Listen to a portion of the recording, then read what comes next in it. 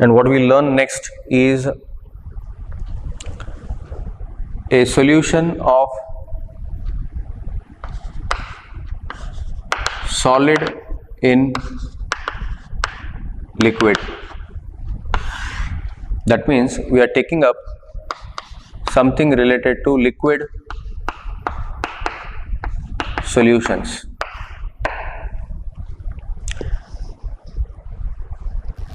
Most of the solutions that you encounter in this chapter will be liquid solutions. Therefore, let us focus more on liquid solution. You might have a solid or a liquid dissolved in a liquid, or a gas dissolved in a liquid.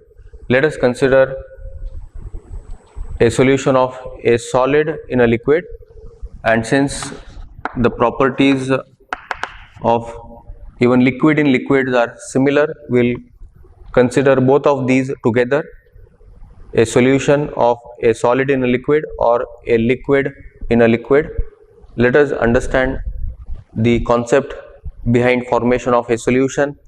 Let us understand some of the factors that are affecting the formation of liquid solution. Now, when I take a solid in a liquid, let me take an example in, say, sodium chloride in water.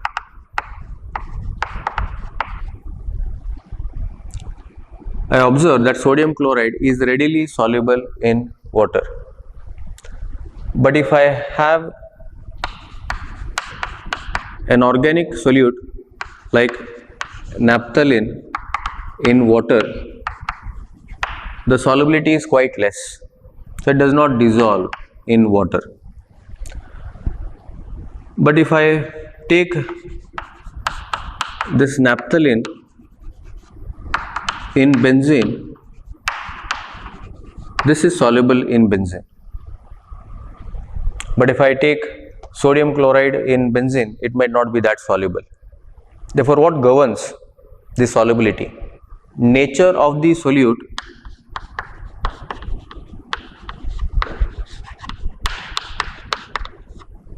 and the solvent will decide the solubility. Sodium chloride is polar, water is polar, and therefore a polar solute will dissolve more readily in a polar solvent. Naphthalene is non-polar, benzene is non-polar, and therefore a non-polar solute will dissolve in a non-polar solvent, and therefore you have come across this term, like dissolves like dissolves like.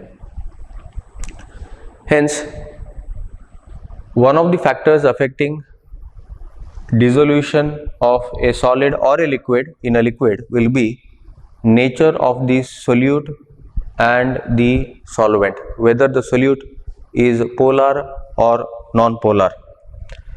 Before we understand the remaining factors like temperature and pressure, let us try to first go through what do you mean by the term solubility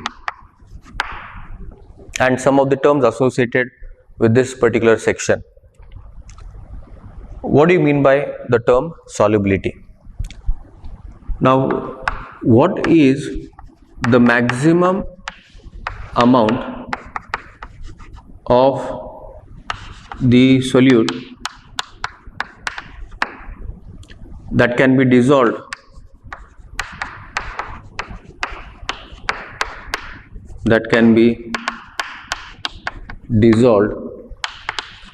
in a given solvent at a specified temperature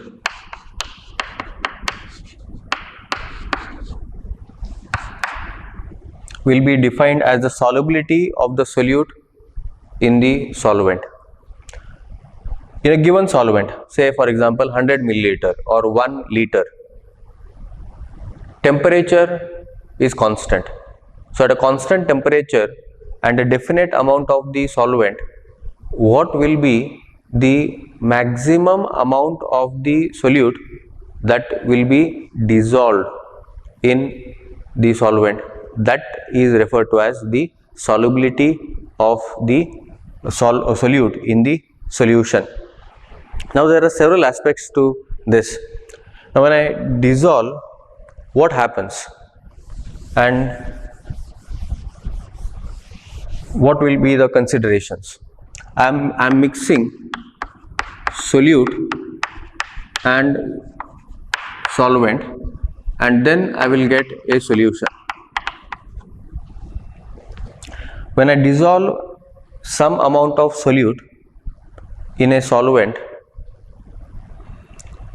the concentration of the solute in the solution will increase. For example, if I take water and I am adding a solute, say urea or glucose, so concentration of urea in water will increase. So I added some amount, say 1 gram in say 100 ml of water, it dissolves. I add more, it still dissolves. The question is, till when will this go on? For this, we have to understand two processes that happen simultaneously during this addition. One is of course dissolution. What is dissolution? I am adding a solute in a solvent, it dissolves and you get a solution. The concentration of the solute increases. So there is dissolution happening. But at the same time, there is another process that might happen in the reverse direction. The particles of the solute which are there in the solution, say urea particles are there in the solution, they will now collide with the solute particles which are being added, and with this they might separate out. This is what you call as crystallization.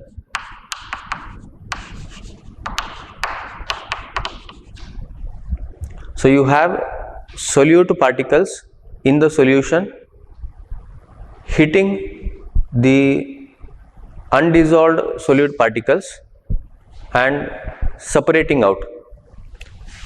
Initially what will happen is the rate of dissolution will be more. Since the number of particles is less in the solvent, the rate of crystallization will be less, and as the time progresses you will have a situation wherein the rate of dissolution and crystallization will be equal. So how much solute goes into the solution, a similar amount is again given back, and under this situation the concentration of the solute in the solution will remain constant.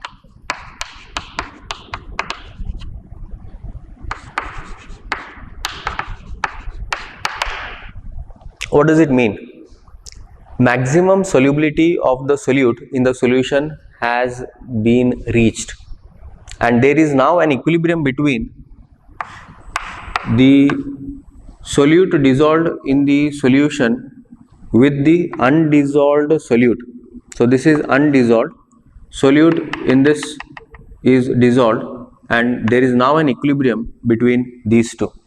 Such a solution which has reached the maximum concentration of the solute is referred to as a saturated solution. Saturated solution. So maximum solubility has been achieved and no more solute can be added to this solution.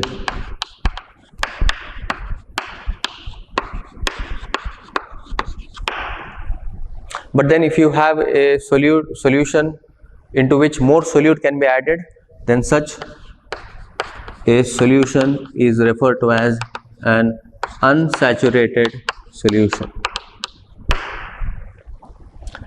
So very basic concept wherein you come across terms like equilibrium between the undissolved solute and the solution, rates of dissolution and crystallization being equal, and when this happens, the concentration of the solute in the solution is a constant and you get a saturated solution. Otherwise, this solution is an unsaturated solution. So with this, we will go through some more factors that are affecting the solubility of a solid in a liquid or a liquid in a liquid. So factors affecting solubility of a solid or a liquid in a liquid, and one factor that we have already taken is nature of the solute, whether it is polar or non-polar.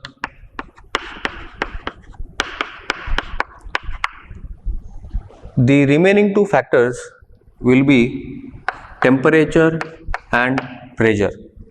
Let us now take up this factor of temperature. Now, whether increase in temperature will increase the solubility or not, that will be dependent on the nature of dissolution. So, what is the type of dissolution? Whether the dissolution is exothermic. Please understand that exothermic process is a process wherein heat is evolved, delta H value is negative or less than 0. The process in some cases might be endothermic as well. So while dissolving, heat is absorbed. The process is endothermic. What will happen in such a case? What will happen if temperature increases? Will solubility increase or decrease? For this to be realized, we have to go through the Lee-Chatter's principle application, and you have learnt earlier that if I have a reaction or a process A going to B with evolution of heat, then this process is an exothermic process. Here we apply this to the dissolution process. Let me understand that you have got a solute going into a solution. So you have this solution being formed. So solution is there on the right hand side. The process of dissolution is on the left hand side. So you have got solute getting added to the solvent and you get a solution with the evolution of heat. Now what will happen if temperature increases? If temperature increases, this equilibrium that is there will shift towards the left. It will move towards the left, and there solubility now decreases. The forward reaction is dissolution. If temperature increases, the backward reaction will be favored according to Lee-Chatter's principle. And what is the backward process? Backward process is less dissolution. Forward process is solubility, dissolution. Backward process therefore is favored when temperature increases, and hence solubility in such case will decrease. Similarly, you can understand that if temperature increases, if dissolution is endothermic, then solubility will increase. Why solubility will increase? Because now we have got the endothermic reaction. Dissolution is endothermic, means heat is absorbed while going into solution. So if heat is absorbed and if you increase the temperature, if temperature is increased, then the system will move in that direction wherein more heat is absorbed. Lee-Chatter's principle, heat should be absorbed. If you increase the temperature, the system will move in that direction wherein heat is absorbed, and therefore the forward process will be favored. Forward process is nothing but dissolution or solubility will increase. So this is the effect of temperature on dissolution of a solid or a liquid in a liquid. What will be the effect of pressure? The next factor is pressure. Effect of pressure. Effect of pressure. First, we have to understand what is the effect of pressure on a solid or a liquid. Whether solid or liquid is affected by pressure. And what we know is a solid or a liquid is incompressible. It is incompressible. It is not affected by pressure, and therefore solubility of a solid or a liquid in a liquid is unaffected by pressure. So pressure has no effect on dissolution of a solid or a liquid in a liquid. This will be liquid solutions obtained in this way. Let us take up the next category of liquid solution.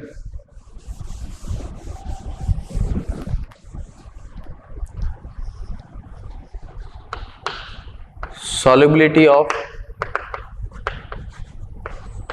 a gas in a liquid.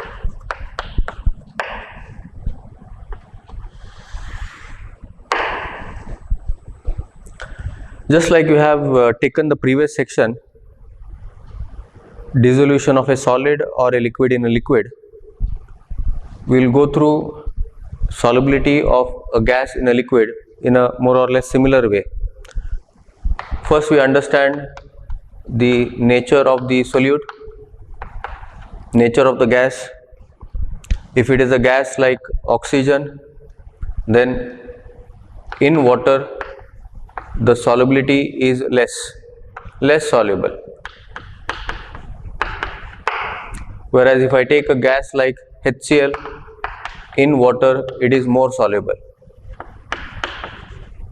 Hence, nature of the solute will decide whether the solubility is more or less. The other factors that we have to consider in this case is temperature and pressure, and both these factors are very crucial to the dissolution of a gas in a liquid. First, we will consider the very important factor of pressure, how pressure is going to affect the solubility of a gas in a liquid. Let us consider this in detail.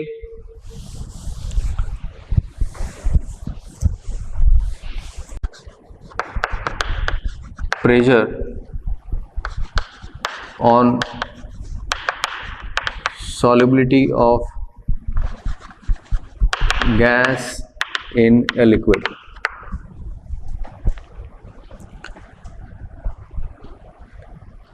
Let me consider a liquid, a solvent, and in this solvent I dissolve a gas. Let me assume that this portion is of vapor. So here you have got a gas, here we have got a solvent which is a liquid, and there is a certain amount of pressure. So these are weights, loads, so that there is some pressure that is maintained, and you have got gas molecules. It will strike the surface of the solvent or the liquid, and it will go into the solvent and it will become a solution. So once the gas dissolves in this liquid, the solvent, it will become a solution, and there will be certain number of molecules present in the solution. But at the same time, some of the molecules of the gas from the liquid will escape into vapor. There is an equilibrium present between the molecules of the gas in vapor and the molecules of the gas in the solution, and at a given temperature. So at a constant temperature you have got a certain equilibrium between the molecules present in the vapor and in the liquid. Let me now consider the same system but with an increased pressure. So what I am now doing is I am increasing the load on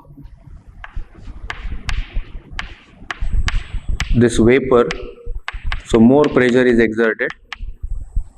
When more pressure is exerted, the number of molecules of the gas in a unit volume will increase. Earlier this was the volume, now the volume has decreased, and therefore the number of molecules present in a unit volume will increase.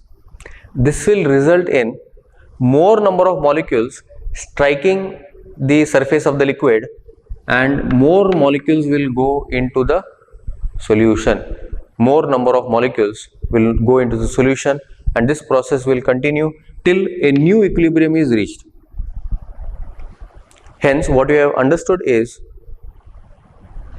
you increase pressure, the amount of gas that goes into the liquid increases.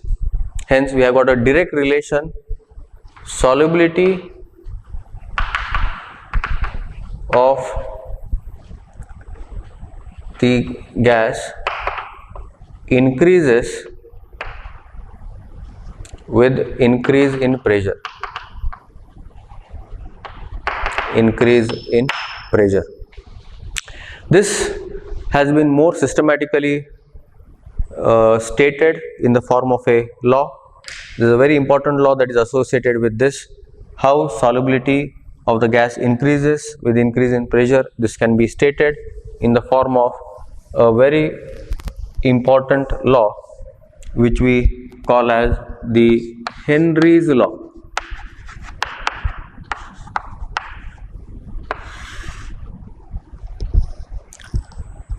Now, solubility of the gas in a liquid, the solubility of a gas can be expressed as a function of partial pressure. So what I am doing is, this pressure is expressed in terms of partial pressure, and solubility of the gas is measured in terms of mole fraction of the gas in the solution. Therefore, if I take solubility, it can be expressed in terms of mole fraction. It's a very direct relation. Solubility is more, means more amount of the gas is present in the liquid. That means the mole fraction of the gas in the liquid is greater. So all this can be expressed in the form of this law. Let me state this law. What I understand is, the partial pressure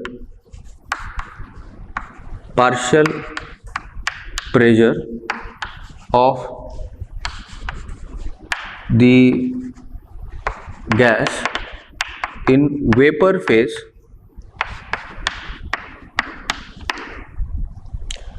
is proportional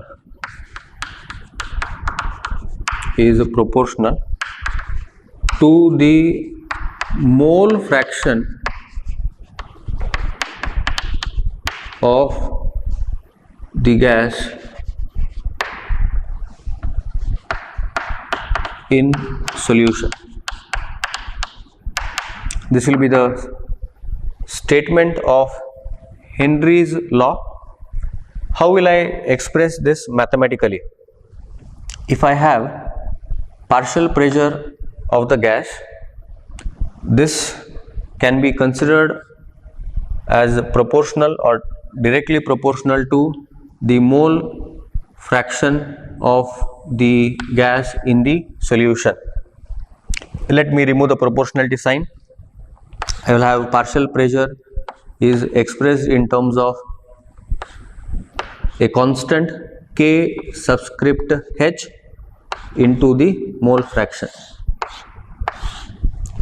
This constant K subscript H is the Henry's law constant and is dependent on the nature of the gas. Dependent on the nature of the gas. So that means if you have different gases at the same temperature, they will have different Henry's law constant. Let us study more about this Henry's law constant, and let me give you some data related to Henry's law constant so that you can understand the significance of Henry's law constant.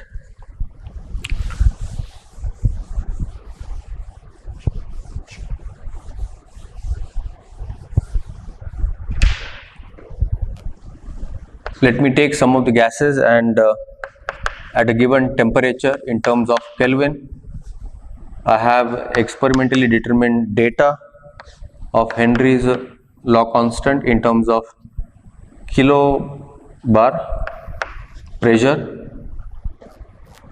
Suppose I have got helium at 293 Kelvin, the value is roughly 144. At the same temperature, you have got hydrogen whose value is 69.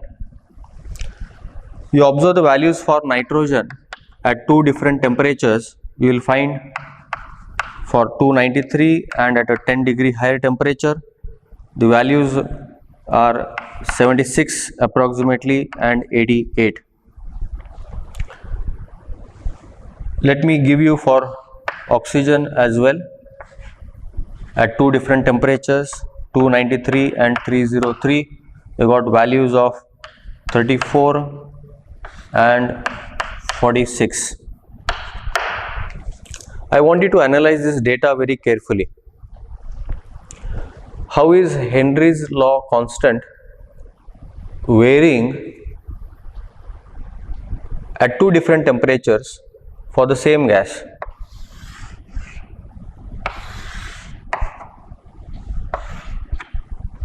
I observe that the Henry's law constant is increasing with increase in temperature. Temperature increases, the constant also is higher. If I take two different gases now, helium and hydrogen, temperature is same, these are different. For hydrogen it is lower, for helium it is higher. A very similar result you have for oxygen, a replica of nitrogen. You can also compare for nitrogen and oxygen at the same temperature. How do you analyze all this? I want you to understand this mathematical expression for Henry's law. The partial pressure is proportional to mole fraction.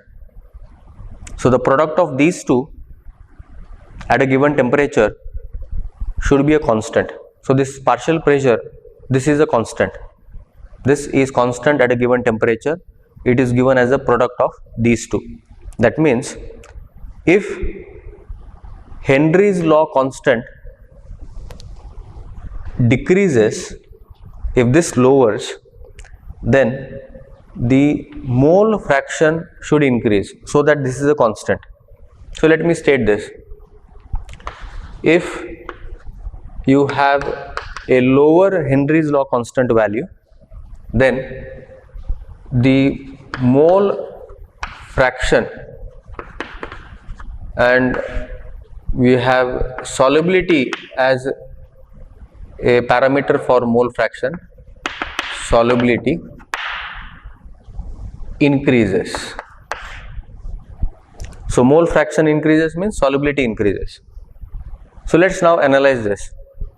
If you have these two gases, hydrogen and helium, you will observe that at the same temperature, hydrogen has got a lower Henry's law constant value. What does it imply? It implies that hydrogen is more soluble. Hydrogen is more soluble than helium at a given temperature at 293 Kelvin. So this is one analysis that we can make. Another analysis that we can make is what will happen if temperature increases. For the same gas, if temperature increases, what will happen to the Henry's law constant? Henry's law constant increases. What do you mean by Henry's law constant increases? Solubility will now decrease. Lower KH, higher is the solubility.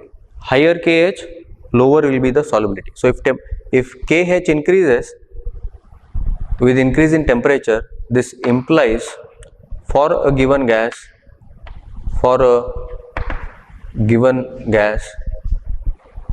as temperature increases, KH value increases. What do you mean by KH value increases?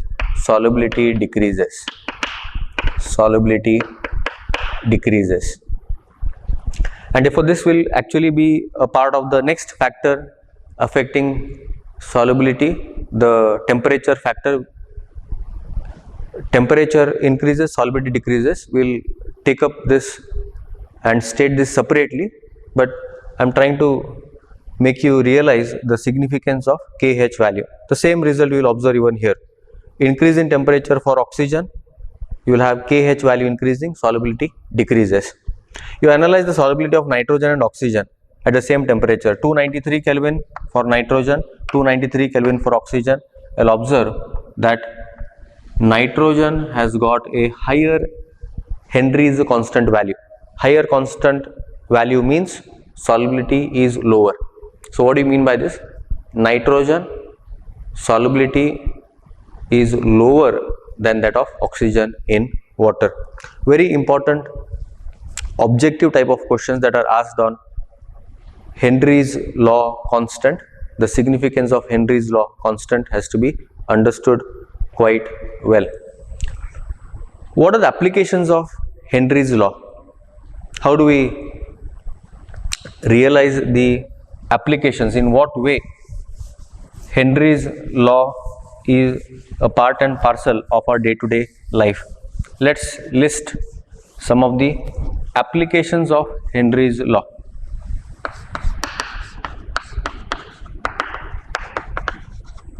Applications. So you got some industrial application. You got the beverage industry, the soft drink industry, a very huge industry, and so much of carbonated water is consumed. But then how much carbon dioxide has to be dissolved in water, and in what condition it has to be dissolved? All this can be understood with Henry's law as the background, because if you dissolve more carbon dioxide, then there will be more fizz. Your soft drink will evolve more gas on opening, and you might have noticed that you have to open this soft drink bottle with an opener. That means the carbon dioxide gas that is there is dissolved under pressure, so it is bottled under pressure. Hence, so in soft drinks or any carbonated beverage, so you have carbon dioxide gas dissolved under pressure, because solubility of carbon dioxide is quite low. The solubility might be increased by increasing the pressure. A direct application of Henry's law. We got some biological applications. Biological applications.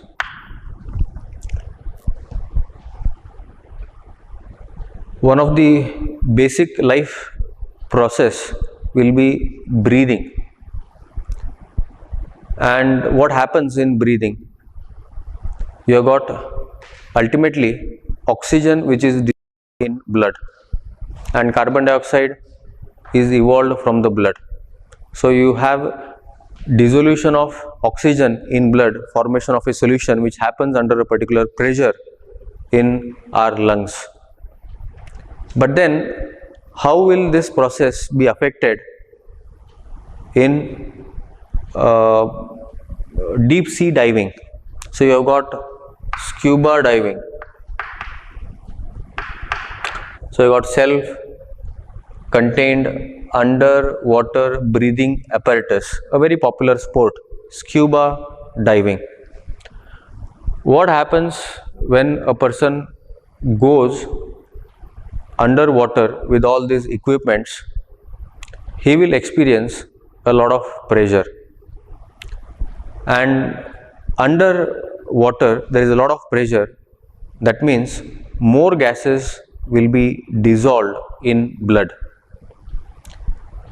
That means whatever gases are there like oxygen or nitrogen, more amount of nitrogen will be dissolved. So you have nitrogen dissolved in blood. More nitrogen is dissolved in blood. If the same composition which we have in air is used in these breathing devices, then almost 78% of nitrogen is there in air. The amount of nitrogen that will be dissolved in blood also will be more, and this would lead to complications. What are the complications? One complication is we have called a condition nitrogen narcosis. So excess nitrogen might lead to intoxication. That is one way. Another way is when the person comes to the surface, all this nitrogen which was dissolved under high pressure, on the surface when he comes, the pressure is low, and when the pressure is low, nitrogen might be evolved, and therefore this will lead to gases bubbling through the capillaries. It might go into the brain, and painful conditions which we call as bends will be created, and ultimately this might be fatal. So what are bends? Bends are painful conditions that are created because of bubbling of nitrogen when the person comes onto the surface. Therefore, what do we understand from Henry's law? If there is less partial pressure of nitrogen, then the amount of nitrogen that might be dissolved will be less. Hence, instead of 78% of nitrogen, if the percentage is reduced to say 52%, how this can be reduced? Instead of using this normal air which contains mostly nitrogen and oxygen, you might now use a mixture of nitrogen and helium. Helium is inert, and in the previous table you have seen the solubility of helium is quite less. Hence, the amount of nitrogen is reduced, the percentage of helium is increased, and to some extent the percentage of oxygen also is increased. The second application under the biological part for Henry's law. Mountaineering, trekking at high altitudes has its own share of risk. What is the risk involved? At high altitude,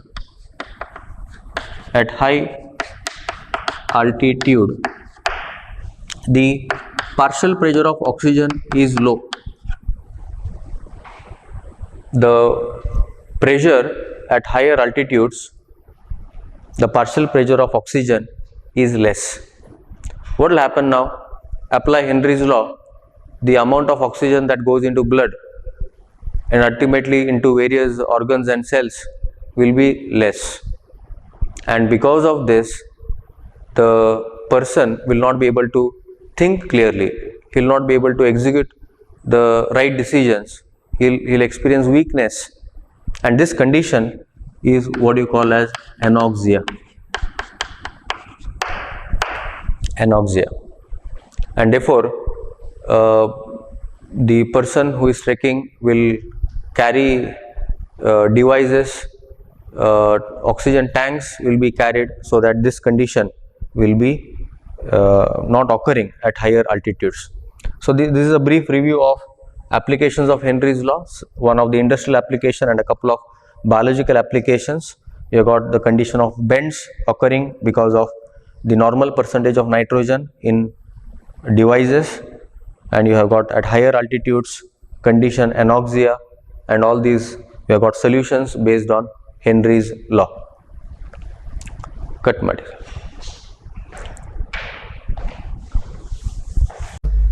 We have a problem related to Henry's law. Let us have a look at what is asked in this particular problem. Nitrogen is bubbled through water at a given temperature, and you have to find out how many millimoles of nitrogen would dissolve in 1 liter of water. What is given is the partial pressure of nitrogen is given, and the Henry's law constant is given. So it's a direct substitution type of problem based on Henry's law. Let us have the mathematical expression. We got partial pressure of a given gas is given by the Henry's law constant into mole fraction of nitrogen. Now what we need is millimoles of nitrogen, and what we get from this formula is mole fraction. So this is just the first part of the problem.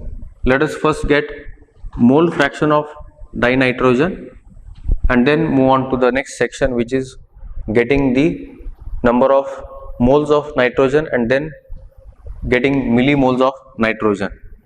So what we understand is mole fraction of nitrogen can be given as number of moles of nitrogen divided by total number of moles.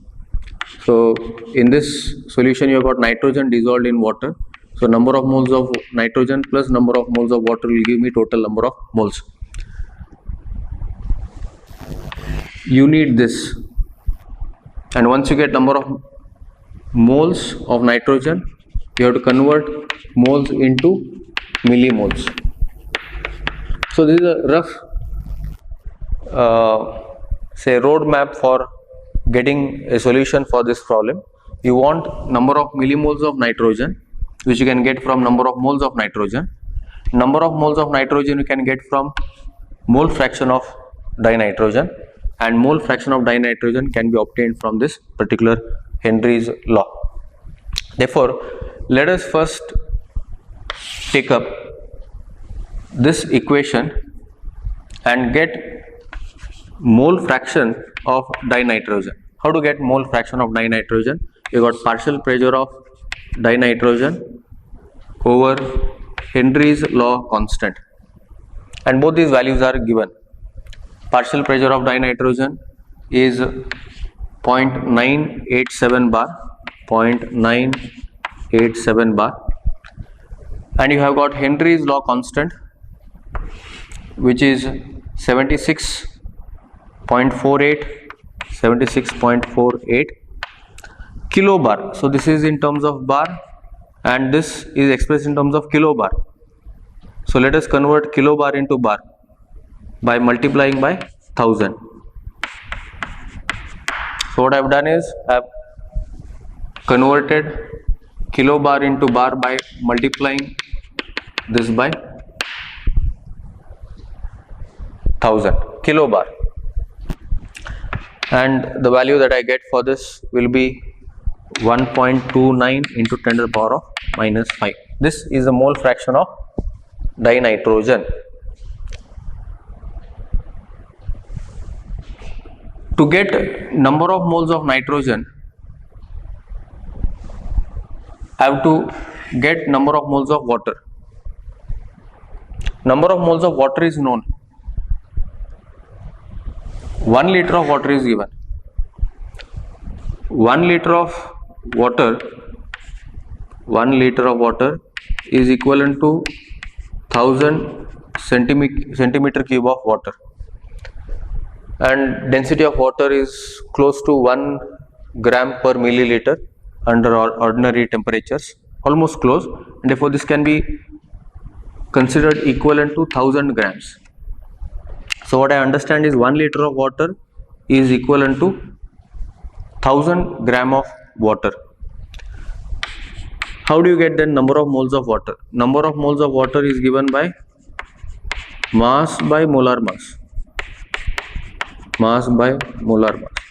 Mass is 1000 gram, molar mass is 18 gram per mole, and you'll get a value of close to 55.55 mole of water in a liter. But then I understand that the mole fraction of dinitrogen is very, very less. It is in the range of 10 to the power of minus 5, and this is 55.55, and therefore what I can do is I can approximate this. This is very less. This is 55.55. Therefore, number of moles of water plus number of moles of dinitrogen is roughly equivalent to number of moles of water, and therefore I can modify this formula. Mole fraction of dinitrogen can be given by as number of moles of dinitrogen divided by this here approximated. This is almost close to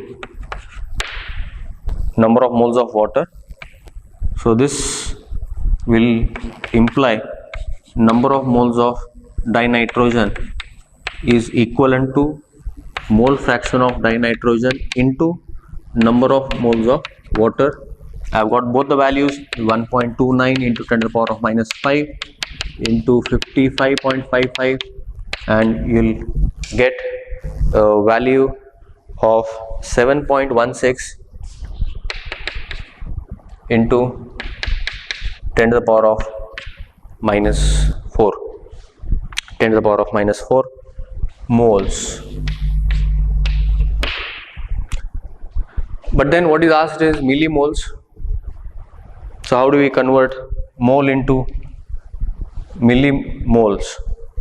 So what I can understand is 1 mole is equivalent to 1000 millimole. Just like 1 gram contains 1000 milligram, same way 1 mole contains 1000 millimole, and therefore 7.16 into 10 to the power of minus 4 mole will be equivalent to how many millimoles. So what you have to do is you have to just cross multiply and get the result. So this will be, so number of millimoles will be number of millimole is 7.16 into 10 to the power of minus 4 into 10 to the power of 3, so it will be 0.716. So what you have done is you have taken this solution in 3 steps. In the first step, using the mathematical expression for Henry's law, you have first worked out the mole fraction of dinitrogen. Using this, you have calculated number of moles of dinitrogen using the formula for mole fraction. You have got the number of moles of dinitrogen. Once you have got the number of moles of dinitrogen, you have converted this into millimoles of dinitrogen.